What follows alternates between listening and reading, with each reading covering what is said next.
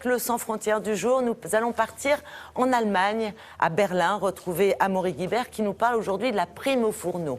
De quoi s'agit-il? Eh bien, d'une allocation qui a été rebaptisée ainsi par les Allemands. Et c'est une allocation qui est versée aux mères qui restent à la maison pour élever leurs enfants. A priori, cette allocation fait polémique. Bonjour Amaury. Bizarre, pourquoi cette polémique alors qu'a priori on pourrait se dire que c'est plutôt une bonne idée à la base?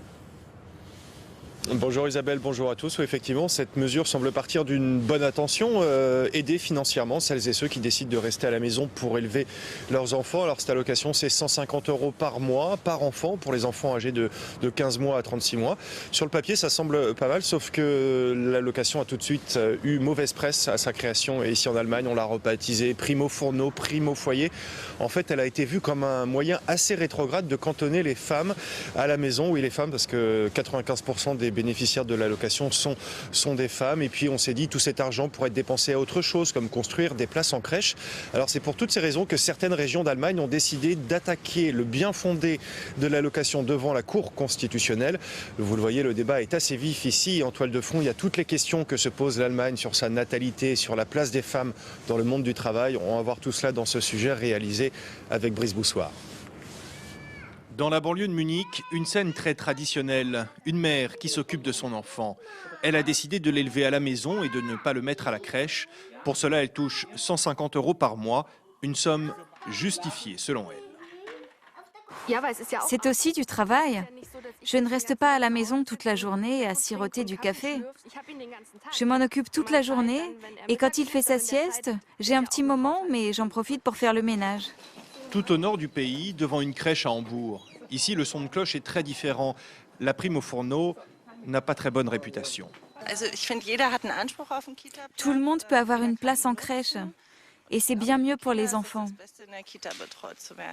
Je dois travailler, je ne peux pas laisser mon enfant seul. Les gens qui peuvent rester à la maison, ils peuvent s'occuper de leurs enfants. Les spécialistes de la petite enfance pensent aussi que la prime au fourneau prive les enfants d'une éducation en groupe, plus utile pour leur avenir, et que le budget de l'allocation pourrait être utilisé pour créer de nouvelles structures. En Allemagne, le débat est devenu très sensible et va se régler devant ces juges, ceux de la Cour constitutionnelle. Ils ont pu entendre les avis très tranchés entre les régions du Nord et celles du Sud. Cette allocation donne le sentiment que les femmes ne veulent pas travailler ni se former. Et la conséquence, c'est qu'ensuite, elles ont moins d'opportunités sur le marché du travail. Ça reste un choix des parents. Ils doivent avoir cette liberté. Dans quelques mois, ces parents sauront si la prime au fourneau est maintenue. Ils sont près de 400 000 en Allemagne à attendre la décision avec impatience. Ah oui, ça fait véritablement polémique. Donc certains pensent que cette allocation finalement est un frein à l'emploi des femmes. Mais est-ce que ça veut dire que l'Allemagne a encore quelques progrès à faire dans ce domaine ?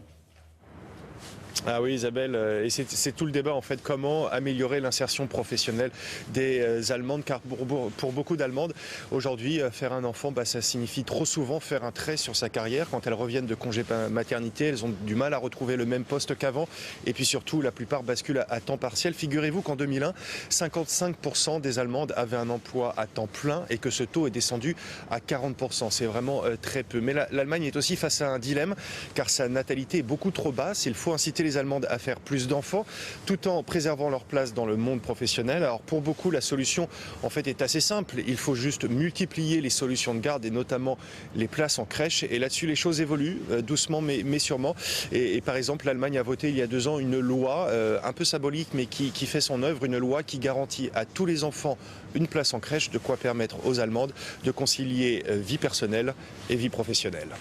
D'accord, donc à suivre. Merci beaucoup Amaury et à la semaine prochaine. Profitez du beau temps, il fait beau chez vous aussi. Merci beaucoup. Tout de suite, nous allons...